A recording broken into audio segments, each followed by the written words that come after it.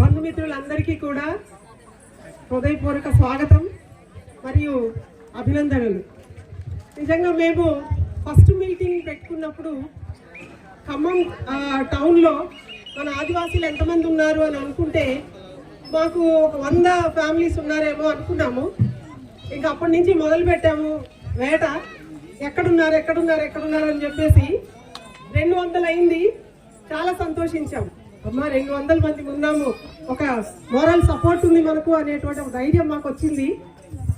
రామకృష్ణ గారి ప్రోత్సాహంతో మా ఆర్గనైజింగ్ టీం అంతా కూడా ఇంకా కొంచెం స్పీడప్ చేసి ఇంకా వెతకడం మొదలు పెట్టాము.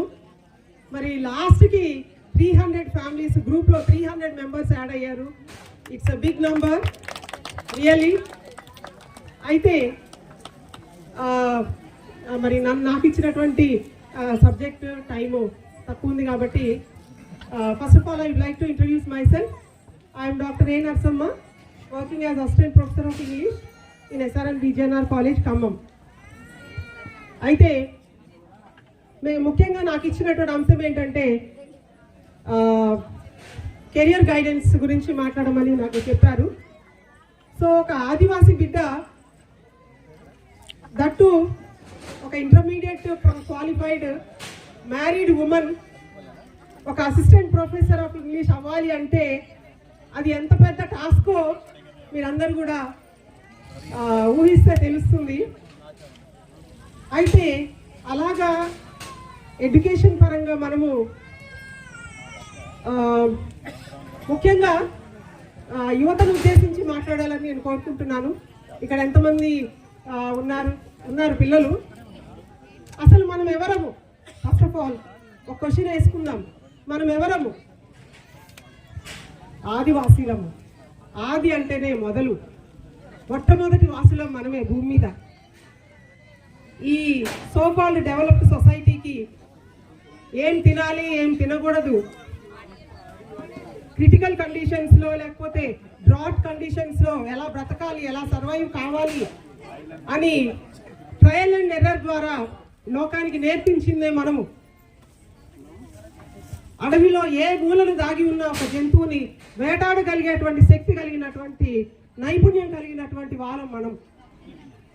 మన శక్తిని మనం మర్చిపోతున్నాం, మనలో ఉన్న దాగి ఉన్న నైపుణ్యాలని మర్చిపోతున్నాం. ముఖ్యంగా యువత. There are so many avenues, మనకు ఎన్నో అవకాశాలు ఉన్నాయి, కానీ మన బిడ్డలు ఎందుకు అందుకోలేకపోతున్నారు? ఇప్పుడున్నటువంటి కాంపిటేటివ్ వరల్డ్లో ఏం కొరవడింది అనేది అది చాలా ప్రశ్నగానే మిగిలిపోతుంది. ఎన్ని అవకాశాలు ఉన్నా ప్రతి ఒక్కరి దగ్గర ఒక నిరుత్సాహము, చదువుకొని ఉన్నారు ఉద్యోగాలు రావట్లేదు అనేటువంటి ఒక బాధ మిగిలి ఉంది ప్రతి ఒక్కరిలో. చాలా మంది ఎవరిని కదిలించినా అదే మాట వినపడుతోంది. సో ఈ కండిషన్ ఎందుకు వచ్చింది? ఎక్కడ మనం మిస్ అవుతున్నాము? సో ఇప్పుడున్నటువంటి యువత, నేను చదువుకునేటప్పుడు లేకపోతే ఈ స్టేజీ మీద ఉన్నటువంటి మహామహులందరూ చదువుకునేటువంటి రోజుల్లో ఏ ఇంటర్నెట్ ఫెసిలిటీ లేదు. అట్లీస్ట్ మన ఆదివాసీ గూడాల్లో ఒక న్యూస్ పేపర్ సౌకర్యం కూడా లేదు. నిజంగానే అసలు ఎన్నో కిలోమీటర్ల దూరం నడిచిపోయి ఆశ్రమ పాఠశాలల్లో ఉండి మరి ఆ రకంగా చదువుకున్నటువంటి వాళ్ళే first generation people all are on the stage. ఇక్కడ ఆశీనులైన వాళ్ళందరూ మనకు మార్గదర్శకులు, ముఖ్యంగా యూత్. ఆ రోజున ఏ సౌకర్యాలు లేవు, ఆ రోజున ఏ న్యూస్ పేపర్ లేదు, ప్రపంచంలో ఏం జరుగుతుందో తెలియనటువంటి పరిస్థితి. కానీ వాళ్ళందరూ మంచి మంచి హోదాల్లో ఇవాళ రిటైర్ అయ్యి మన ముందు మనకు ఒక మోడల్గా నిలబడి ఉన్నారు. సో వాళ్ళందరినీ మనం ఒక ఇన్స్పిరేషన్గా తీసుకోవాలి. ఆ రోజు లేని సౌకర్యాలు, ఆ రోజు లేని అరకొర వసతులతో వాళ్ళు చదువుకొని ఆ స్టేజ్కి ఒక సీఈలుగా, ఒక ఎడ్యుకేషనల్ డిపార్ట్మెంట్లో డైరెక్టర్లుగా మరి మంచి మంచి పొజిషన్స్లో ఉన్నారు ప్రతి ఒక్కరు కూడా. ఇప్పుడున్నటువంటి యువత ఎందుకు ఆ స్టేజ్కి వెళ్ళలేకపోతున్నారు అంటే నాకు తెలిసి యాజ్ ఎ టీచర్గా simply nowadays youth are passing their time in the internet. Not for the development but for the time pass. Time pass కోసము ఇంటర్నెట్లని వాడుకుంటున్నారు తప్ప వాళ్ళ కెరియర్ని బిల్డ్ చేసుకోవడానికి, వాళ్ళ భవిష్యత్తుని బిల్డ్ చేసుకోవడానికి ఉపయోగకరంగా మలుచుకోవట్లేదని నేను అనుకుంటాను. కాబట్టి పేరెంట్స్ కానీ పిల్లలు కానీ ఆలోచించాల్సింది ఏంటంటే మనకున్నటువంటి అవకాశాలు ఏంటి, మన శక్తి ఏంటి, శక్తి సామర్థ్యాలు ఏంటి. నిజంగా మనము ఎవరి దగ్గర నేర్చుకోవాల్సిన లేదు, ఆ శక్తి మనలోనే ఉంది. మనలో ఉన్నటువంటి శక్తిని మనం బయటకు తీసి కనుక మనం పూర్తిగా ఒక సంకల్పంతో చదివితే పైకి వచ్చాను just in half minute. Intermediate అందరికీ నేను ఏంటంటే I'm not boasting to myself, but please see the hard work that is behind that. మనం ఎలాగైనా టైం మన చేతిలో ఉంది, అవకాశాలు మన చేతిలో ఉన్నాయి, మనం బాగు చేసుకోవడానికి ఎలా మలుచుకోవాలి, మన థాట్ ప్రాసెస్ ఎలా ఉండాలి అని చెప్పేసి నేను చెప్పదలుచుకున్నాను. ఇంటర్మీడియట్లో మనందరి కూడా ఫ్యామిలీ బ్యాక్గ్రౌండ్స్ ఒకటే, అందరం కూడా ఒక స్థాయి నుంచి వచ్చినటువంటి వాళ్ళమే. ఇక్కడ మనకేమి we are not born with a silver spoon. అందరము కష్టాలు నష్టాలు పడి సాధక బాధకాలు అన్నీ చూసి వచ్చినటువంటి వాళ్ళమే. కాబట్టి ఏం చేయాలి, ఎలా మనం మన కెరియర్ని బిల్డప్ చేసుకోవాలి అంటే స్టూడెంట్స్ ఏం చెప్తున్నారంటే మా పరిస్థితులు బాగాలేవు, ఇంట్లో పరిస్థితి బాగాలేదు, లేకపోతే తల్లిదండ్రుల పరిస్థితి బాగాలేదు, ఇలా ఎన్నో సాకులు చెప్తూ ఉంటారు. కానీ నేనేమంటానంటే what ever it may be the condition, దాన్ని మనకు పాజిటివ్గా మనం మార్చుకోవాలి. సంబంధం వచ్చింది, మా నాన్న అన్నాడు ఇంటికి పెద్ద పిల్లవి, ఈ పెళ్లి చేస్తే నా బాధ్యత అయిపోద్ది కాబట్టి పెళ్లి చేస్తాను అన్నాడు. నాన్న నేను చదువుకోవాలి, నేను బ్రైట్ స్టూడెంట్ని, I don't want to get married అంటే మా ఫాదర్ అన్నాడు పెళ్ళి చదువుకుంటా, నేను చదివించడానికి ఒప్పుకుంటే చేసుకుంటావా అన్నాడు. ఓకే అన్నాడు. సో అదృష్టం కొద్దీ నేను చదివిపిస్తాను ఎంతైనా కానీ అని చెప్పేసి మా హస్బెండ్ ముందుకు వచ్చారు, పెళ్ళి అయిపోయింది. ఏం చేయాలి, వాట్ నెక్స్ట్? నా డ్రీమ్గానే ఉంది, ఆ బర్నింగ్ అనేది లోపల ఉంది. ఏం చేయాలి? I should stand on my feet. ఇంకోటి ఏంటి, నాకు ఒక ఇమేజ్ ఉండాలి. యాజ్ ఏ గర్ల్ చైల్డ్ నాకంటూ ఒక ఇమేజ్ ఉండాలి, నాకంటూ ఒక ఐడెంటిఫికేషన్ ఉండాలి. కాబట్టి నేను ఏం చేయాలి? ఇప్పుడు పెళ్ళి అయిపోయింది, 2 పిల్లలు అయ్యారు.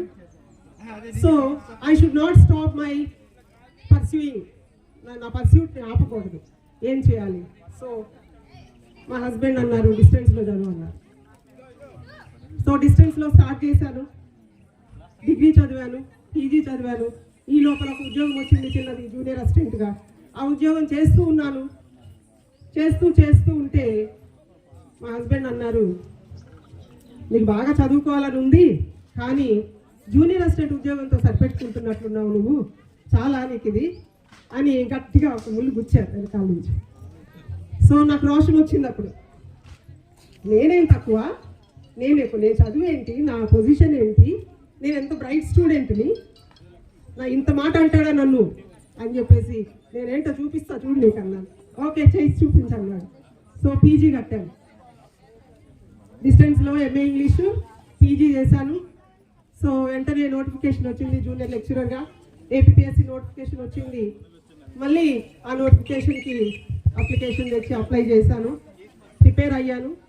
సో అప్పటికే జాబ్ చేస్తున్నాను, 2 పిల్లలు ఉన్నారు, వాళ్ళు స్కూల్కి వెళ్తున్నారు.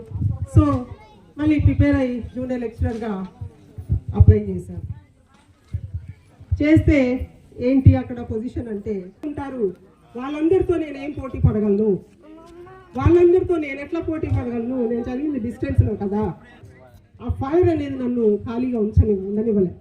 అప్పుడేమంటే ఆ ఒక్క పోస్ట్ నాది ఎందుకు కాకూడదు, ఆ ఒక్క పోస్టు, ఒక్క జూనియర్ లెక్చరర్ పోస్టు నాది ఎందుకు కాకూడదు అనుకున్నాను. సో ప్రిపరేషన్ స్టార్ట్ చేశాను. వాళ్ళు లేరు, ఓన్గా ప్రిపేర్ అయ్యి ఎగ్జామ్ రాశాను. రాసినాక కొంచెం కాన్ఫిడెన్స్ వచ్చిందమ్మా, నేను బాగానే చేశాను question paper. So at last ఆ సెలక్షన్లో కూడా చాలా పెద్ద హర్డిలే ఫేస్ చేశాను. సో అదంతా చెప్తే ఇప్పుడు చాలా పెద్ద టైం అవుద్ది, కానీ అక్కడ కూడా డిస్టెన్స్లో చదివాను కాబట్టి మరి కొంచెం మార్క్స్లో కొద్దిగా తేడా వచ్చేసి అబ్జెక్షన్ పెట్టారు వెరిఫికేషన్లో. అబ్జెక్షన్ పెట్టినప్పుడు మళ్ళీ అక్కడ రిటర్న్ లెటర్ ఇచ్చేసి మళ్ళీ వెరిఫై చేయించుకొని క్యాండిడేచర్ రిజెక్టెడ్ అని చెప్పేసి అన్నటువంటి క్యాండిడేట్ తోటి మళ్ళీ నా క్యాండిడేచర్ మొత్తం వెరిఫై చేయించి మళ్ళీ ఇంటర్వ్యూ కండక్ట్ చేయించేటట్టు చేసుకున్నాను. అప్పుడు లాస్ట్కి ఇంటర్వ్యూ కండక్ట్ చేసి జేఎల్ గారి నెట్ సెట్ పిహెచ్డి కంప్లీట్ చేసుకొని లాస్ట్ ఇయరే నా పిహెచ్డి కంప్లీట్ చేసుకున్నాను. అది నా dream, my life's achievement, my life's dream అనేది లాస్ట్ ఇయరే నేను ఫుల్ఫిల్ చేసుకున్నాను. సో అందరికీ నేను చెప్పొచ్చేది ఏంటంటే మనం మార్గాలు వెతుక్కోవాలి. ఒక మార్గం క్లోజ్ అయింది అంటే ఏదైనా ఒక సపోజ్ ఇంట్లో పరిస్థితులు కావచ్చు, ఏమైనా కావచ్చు, మనకు ఆటంకంగా ఎదురయ్యాయి అంటే వెంటనే ఇంకొక మార్గం ఏముంది అని చెప్పేసి ఆలోచించుకొని అటువైపుగా పయనించాలి తప్ప ఇంకా అయిపోయింది పరిస్థితి అని చెప్పేసి అక్కడితో డిసప్పాయింట్ కాకూడదు. కాబట్టి మీకు ఎవరికైనా కెరియర్ గైడెన్స్ విషయంలో సందేహాలున్నా, ఎటువంటి సహాయం అవసరం ఉన్నా, I'm always here to guide you and support you. So you are always welcome. Thank you so much for giving me this opportunity.